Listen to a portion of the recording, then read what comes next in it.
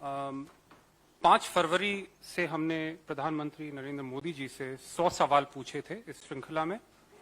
एक जवाब अभी तक आया नहीं है, लेकिन हमने इन सवालों को इस बुकलेट में एक साथ रखा है। मैं संक्षिप्त में आपको आउटलाइन कर देता हूं इस बुकलेट के अलग अलग सेक्शंस में हमने क्या डाला है। पहला सेक्शन है अडानी समूह के खिलाफ आर्थिक अपराधों के गंभीर आरोप।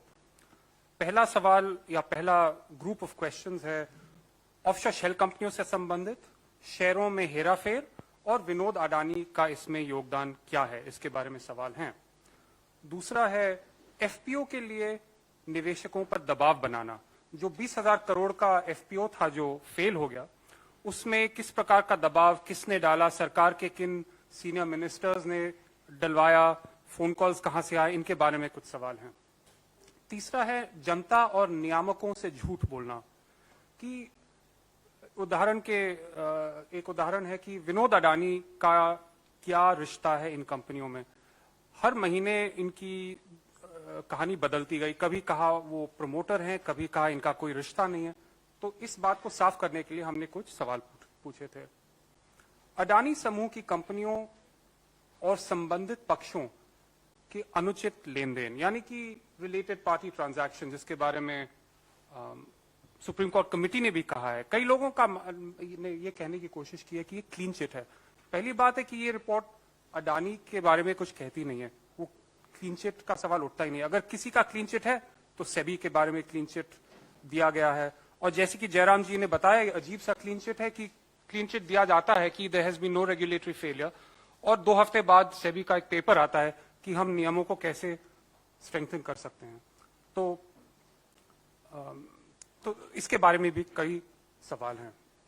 और इस सेक्शन का 5वां है विदेशी नागरिकों के साथ संबंध।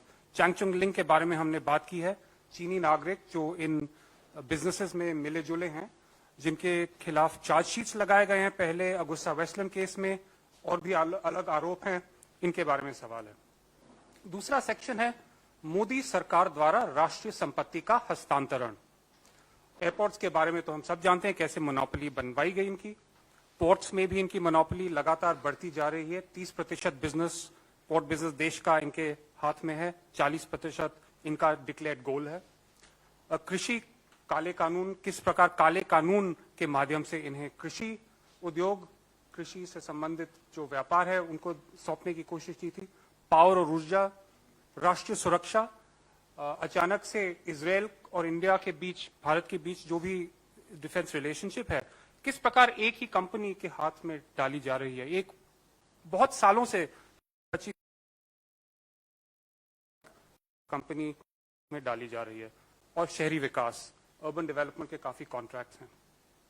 तीसरा सेक्शन है मोदी सरकार द्वारा विदेश नीति का दुरुपयोग।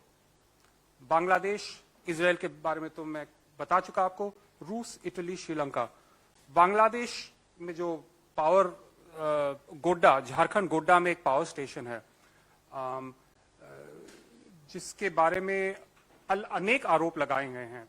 एक मुख्य आरोप यह है कि जो परमिशंस दी गई हैं, जो नियम बदले गए इस पावर प्लांट से संबंधित, उससे झारखंड की आवाम को 7,400 करोड़ का घाटा हुआ है। उनकी पावर की कीमत 7,400 रुपए बढ़ी है। तो इसके बारे में भी अनेक सवाल हैं। श्रीलंका में आपको पता ही, विंड फार्म में और जो पावर प्लांट है वो पोर्ट प्रोजेक्ट है, अली सबरी, जो साफ कहा अडानी बाद में ये बात वापस दबाव में आ, लेकिन कह चुके थे। श्रीलंका के पार्लियामेंट के सामने उनके एक पावर रेगुलेटर ने कहा था, एनर्जी रेगुलेटर ने कहा था कि जो विंड प्रोजेक्ट है उसके लिए भी श्रीलंका के राष्ट्रपति पे मोदी जी का सीधा दबाव पड़ा था ताकि वो प्रोजेक्ट अडानी जी को दिया जाए।